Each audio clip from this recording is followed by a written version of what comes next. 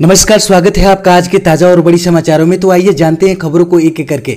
अगर इससे पहले कि आप हमारे चैनल पर नए हैं तो चैनल को सब्सक्राइब करके ऑल नोटिफिकेशन बिल को जल्दी से दबा दें ताकि आने वाले सभी लेटेस्ट न्यूज की जानकारी मिलती रहे।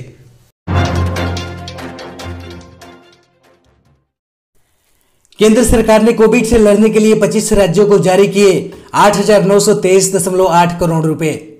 जी हां, आपको बता दें कि केंद्र सरकार ने कोविड-19 महामारी को देखते हुए पश्चिम बंगाल सहित 25 राज्यों को अनुदान जारी किया है। यह धनराशि वित्त मंत्रालय के व्यय विभाग ने जारी की है। अनुदान पंचायती राज संस्थानों के सभी 3 श्रेणियों गांव, प्रखंड और जिला के लिए है।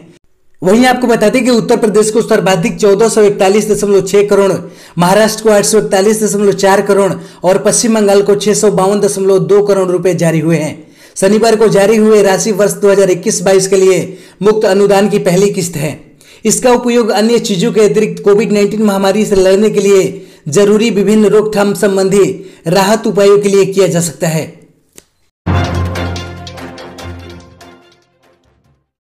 लालू यादव का मोदी सरकार पर हमला, कहा वैक्सीनेशन का रिकॉर्ड हमने बनाया था।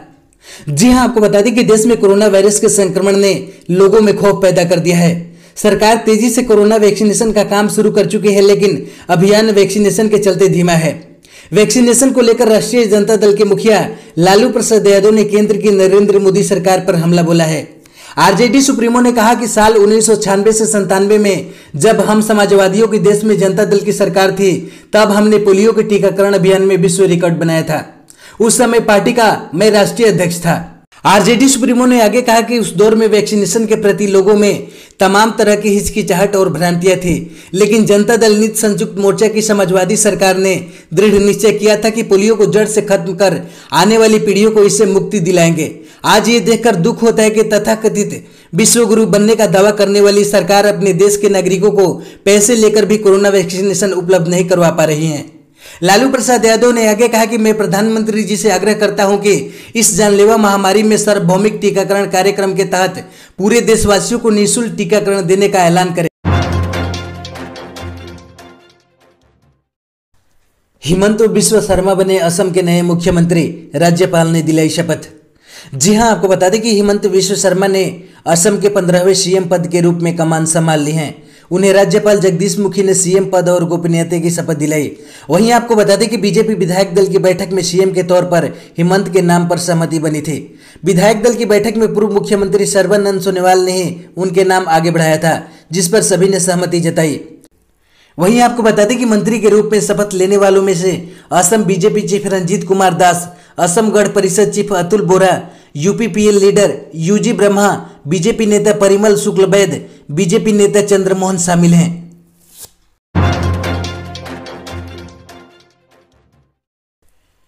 ममता बनर्जी सरकार की कैबिनेट ने ली राजभवन में शपथ, 43 में से नए और पुराने दोनों चेहरे शामिल। जी हां, आपको बता दें कि पश्चिम बंगाल में टीएमसी की जबरदस्त जीत के बाद सोमवार को ममता बनर्जी की कैबिनेट ने राजभवन में आयोजित शपथ ग्रहण कार्यक्रम के दौरान शपथ ली। कैबिनेट में 43 चेहरों को शामिल किया गया है। इनमें से नए और पुराने दोनों चेहरों को मौका दिया गया है। इसके बाद आपको बता दें कि राजभवन में आयोजित शपथ ग्रहण समारोह में कोविड गाइडलाइंस का पालन करते हुए कैबिनेट मंत्रियों, स्वतंत्र प्रभार राज्य मंत्रियों को शपथ दिलवाई गई। इस दौरान ममता बनर्जी भी मौजूद थी। डॉक्टर अमित मित्र और ब्रात्य बसु समेत 3 मंत्रियों ने वीडियो कॉल के जरिए वर्चुअली शपथ ली। इसके बाद आपको बता दें कि विभागों के बंटवारे का ऐलान बाद में होगा। इससे पहले विमान बनर्जी को लगातार तीसरी बार पश्चिम बंगाल विधानसभा का अध्यक्ष चुना गया है।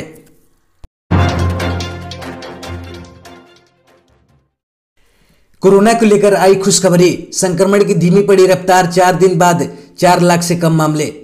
जी हां, आपको बता दें कि कोरोना वायरस की रफ्तार इन दिनों देश भर में बेकाबू है, जिससे हालात बदतर होते जा रहे हैं। मरीजों की संख्या इतनी है कि अस्पतालों में बेड और ऑक्सीजन की कमी देखने को मिल रही है। इस बीच कोरोना को लेकर एक राहत की खबर जरूर सामने आई है। लगातार 4 दिन बाद 4 लाख से कम पॉजिटिव मामले सामने आए हैं, जबकि मौत का आंकड़ा भी कम हुआ है। वहीं आपको बता दें कि आखिरी 24 घंटों में कोरोना संक्रमण के 3,66,317 नए मामले सामने आए हैं, जो कि बीते 4 दिनों के बाद पहली बार इतने कम हैं, जबकि मौतों में भी कमी देखने को मिली है। वहीं आपको बता दें कि आखिरी 24 घंटों में देश भर में 3,747 लोगों ने अपनी जान गंवाई है। लगातार 2 दिनों से संक्रमण के कारण मौतों का आंकड़ा 4,000 के पार जा रहा था। वहीं राहत की खबर यह है कि नए मरीजों और कोरोना संक्रमण से मुक्त होने वाले मरीजों के बीच का फासला भी घटा है। लॉकडाउन की वजह से अप्रैल मई में घटी आर्थिक गतिविधियां, 2020 से कम गंभीर स्थिति। जी हां, आपको बता दें कि फिंच रेटिंग्स ने सोमवार को कहा कि कोविड-19 महामारी की दूसरी लहर से अप्रैल मई में आर्थिक गतिविधियां घटी हैं, लेकिन ये झटका 2020 के मुकाबले कम गंभीर होगा।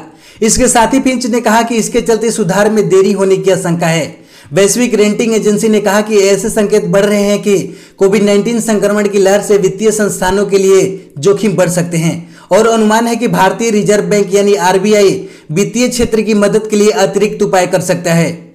फिंच ने अपनी रिपोर्ट में कहा कि हमें उम्मीद है कि भारत में महामारी की ताजा लहर से 2020 के मुकाबले आर्थिक गतिविधियों को कम नुकसान होगा। भले ही संक्रमण का प्रकोप पहले से अधिक है, फिर भी संकेतक अप्रैल मई में गतिविधियों में कमी दर्शाते हैं, जिसे सुधार में देर हो सकती है। मौत के बाद नदी में बहाई जा रही कोरोना संक्रमितों की लाशें, गंगा में तैरते दिखे 40 से 45 शव। जी हां, आपको बता दें कि बिहार के बक्सर जिले में सोमवार सुबह गंगा नदी में तैरती कई लाशें दिखे। ये लाशें फूली हुई थी और लगभग सड़ी हुई थी। यह डरावना नजारा भारत में कोविड-19 संकट को दिखाने के लिए काफी है। बिहार और उत्तर प्रदेश से लगे 64 शहर की गंगा नदी के तट पर लगभग दर्जन भर लाशें बिछी हुई थी। वहीं आपको बता दें कि स्थानीय प्रशासन का मानना है कि ये लाशें उत्तर प्रदेश से बहकर आई हैं और ये कोविड मरीजों की है। प्रशासन का अनुमान है कि परिजनों को इन लाशों को दफनाने की कोई जगह नहीं मिली तो उन्होंने इन्हें गंगा में बहा दिया। अधिकारी अशोक कुमार ने 64 जिले के महादेव घाट पर कहा कि पानी में तैरते हुए लगभग 40 से 45 लाशें दिखी थी। अशोक कुमार के मुताबिक ऐसा लगता है कि इन शवों को नदी में फेंक दिया गया है। मध्य प्रदेश में खुद को कोरोना योद्धा घोषित कराने की मांग पर 45,000 संविदा कर्मचारी हड़ताल पर चले गए। बिजली सप्लाई पर पड़ सकता है बुरा असर। जी हां, आपको बता दें कि मध्य प्रदेश में अपनी 8 सूत्री मांगों को लेकर बिजली आउटसोर्सेस कर्मचारी हड़ताल पर चले गए हैं। इस हड़ताल से अब बिजली सप्लाई मेंटेनेंस से लेकर कई कामों पर असर पड़ा है। वर्तमान में प्रदेश में 45,000 बिजली आउटसोर्सेस कर्मचारी है। इनका मुख्य मांग खुद को कोरोना योद्धा घोषित कराना है। मध्य प्रदेश बिजली आउटसोर्सेस कर्मचारी संगठन के सह संयोजक राहुल मालवीय ने बताया कि बिजली कंपनी के मैदानी अमले को कोरोना योद्धा घोषित किया जाना चाहिए। संगठन ने सरकार के आदेश को विसंगति वाला बताया है। सिर्फ कोविड-19 केयर सेंटर में काम करने वाले कर्मचारियों को कोरोना योद्धा माना गया है। मध्य प्रदेश बिजली आउटसोर्सेस कर्मचारी संगठन के सह संयोजक राहुल मालवीय ने कहा कि संगठन ने सभी तरह के मैदानी अमले को कोरोना योद्धा की श्रेणी में शामिल कराने की मांग की है।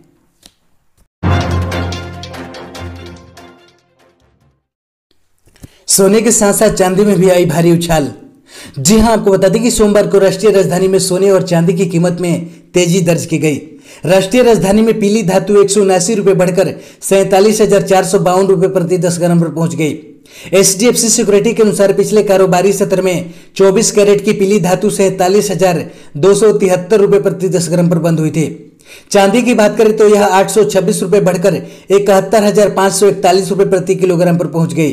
पिछले कारोबारी दिवस में चांदी 70,715 रुपये पर बंद हुई थी। अंतर्राष्ट्रीय बाजार में सोना $1836 प्रति औंस पर पहुंच गया, जबकि चांदी की कीमत $27.65 प्रति औंस पर रही।